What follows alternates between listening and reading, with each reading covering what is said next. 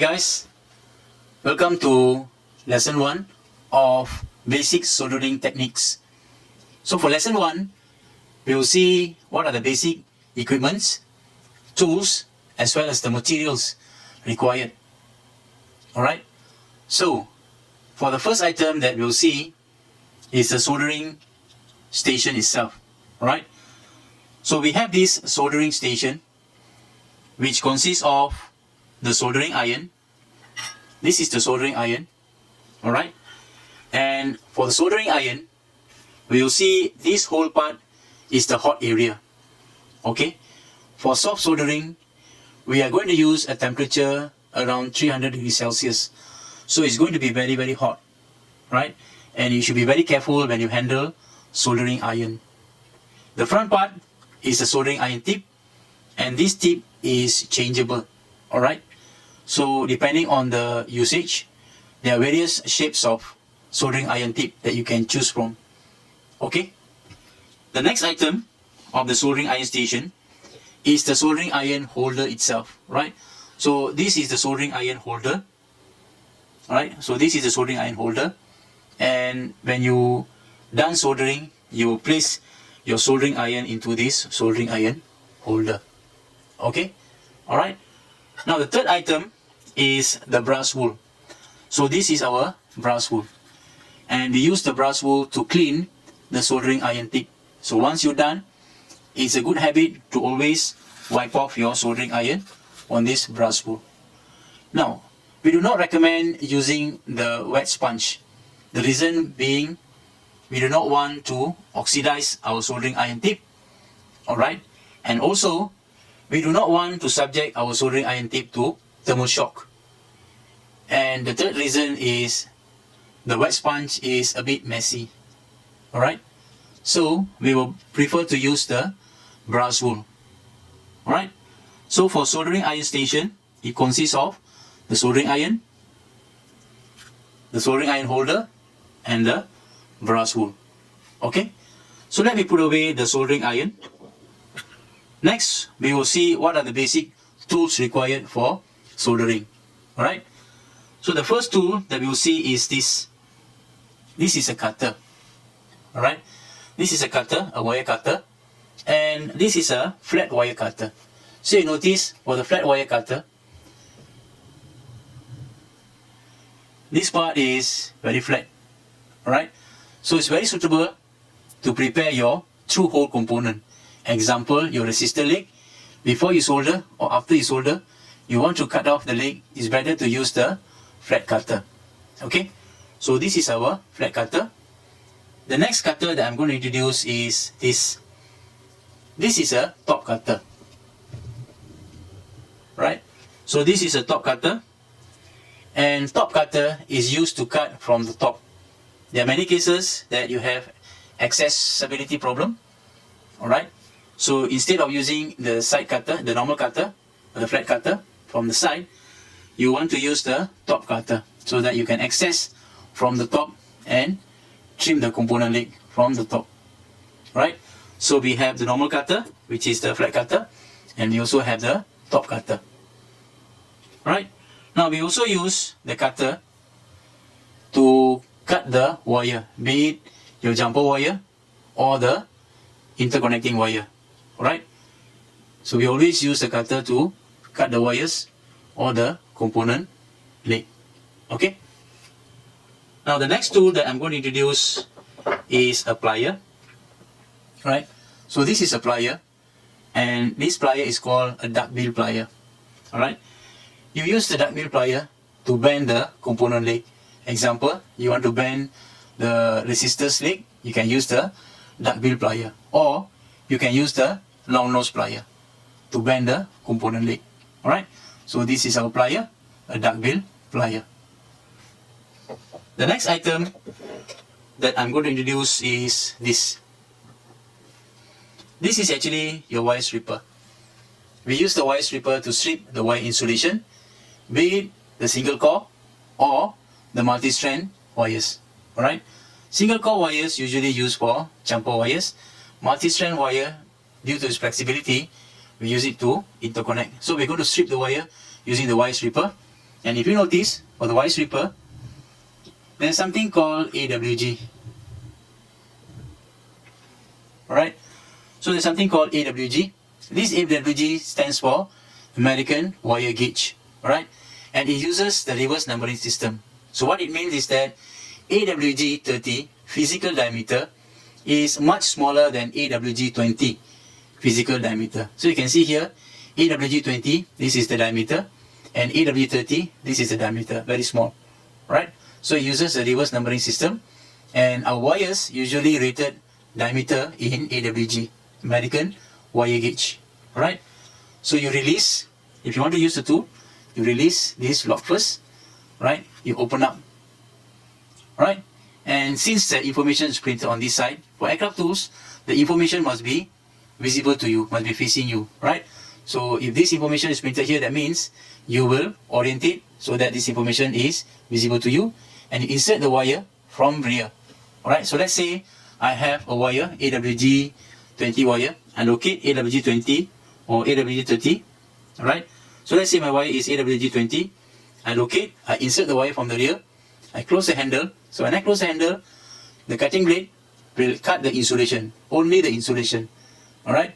And then when I pull, you will remove the insulation. So remember, you must know what is your wire AWG size, and you use this tool properly, alright? Otherwise, if you accidentally cut the wire insulation plus the conductor, the wire going to break off easily, alright? So this is our wire stripper. The next item that we'll see is our track isolating tool, right? A track cutter or track isolation tool, right? Now we use this track isolation tool to isolate the track. For copper mirror board, right? Example, a mirror board like this, okay? So if you want to isolate the track, say I have this track that I want to isolate.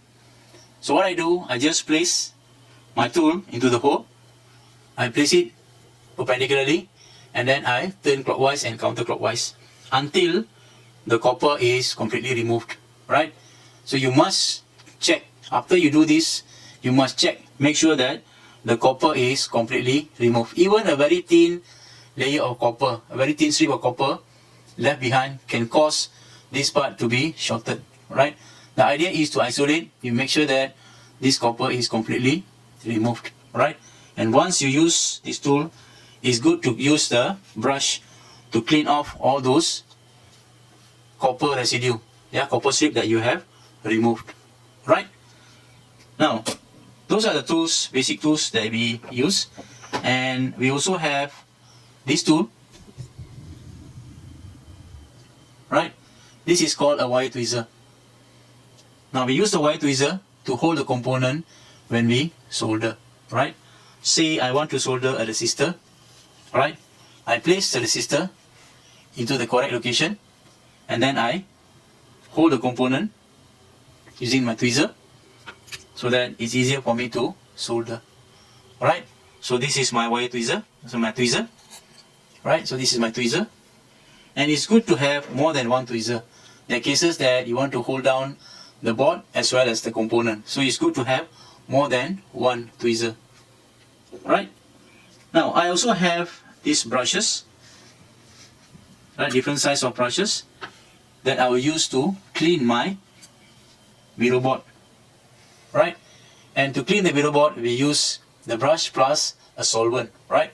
And the solvent usually we use is IPA, isopropyl alcohol, or aliphatic naphtha. Now for alcohol solvent, we have this solvent dispenser, right? So you can see here, this is a solvent dispenser, and we open this cover, right? And if you want to dispense the solvent, you just press down. Yeah, the solvent will come out from the top. Okay? So remember, for electronic cleaning, board cleaning, we use the isopropylene alcohol, IPA. Alright? Now, I also have this steel ruler. Right? I also have this steel ruler, which is quite useful to measure the distance between component leg to leg. Right? And there are cases that I also use the steel ruler to adjust the jumper wire. So let's say if this jumper wire is not straight, I can use the steel rule to straighten my jumper wires. Alright, so it's quite useful to have a steel ruler like this. Alright, now it's good to have this kind of aluminum blocks. Alright, this kind of aluminum box, which is quite useful when you solder. Right, you place your component. Let's say I want to solder a jumper wire.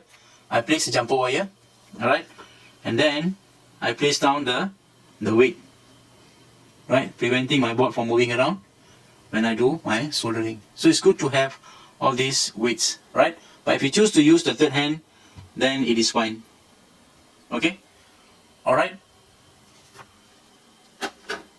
Next, we are going to see the basic materials required for soldering. The first item that we will see is the solder. Alright, so this is the solder, and this solder is 60-40 solder. It consists of tin, which provides the conductivity for our connection, and also it contains lead, which will provide the structural strength for our connection. And we also have a flux.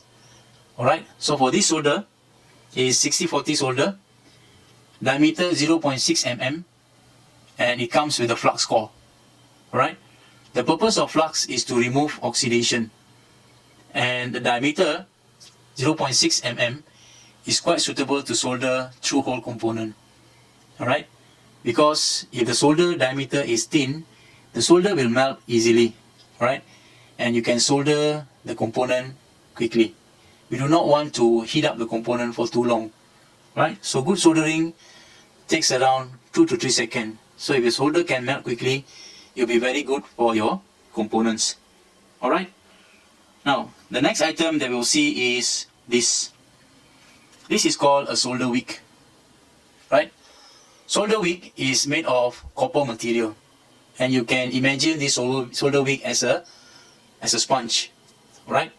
What it does is that once the solder melted, the solder wick will extract the solder like a sponge. Alright? And when you use the solder wick, you must make sure that you place the solder wick on top of the solder that you want to remove. Let's say I want to remove this solder. I will place my solder wick on top of this solder, and I will apply my soldering iron on top of the heat. The solder wick, right? Now I usually use the solder iron. When I place my soldering iron, I will place it on the side, not on the tip. The reason why is because the more surface contact you have, the better heat transfer you will have. Alright? So you apply the soldering iron on top of the wick, and you allow the soldering iron to heat up the solder wick, at the same time melt the solder. Once the solder melted, the solder wick, which is heated up, will start to extract all the solder. Yeah, you might need to use more than one side of the solder wick to remove the solder.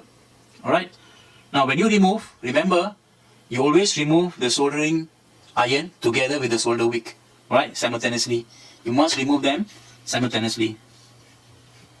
Right, so when you remove them simultaneously. The reason being, let's say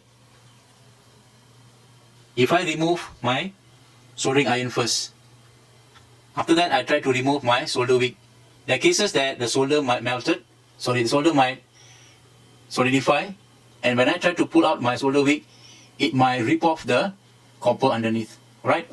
So that is my solder wick. The next item that we'll see is this. This is our jumper wire, right? We use the jumper wire to connect our components, yeah, to interconnect our components. Alright, that's all I have for this lesson 1, basic soldering techniques, basic tools, equipments and materials. Thank you guys. See you on next lesson.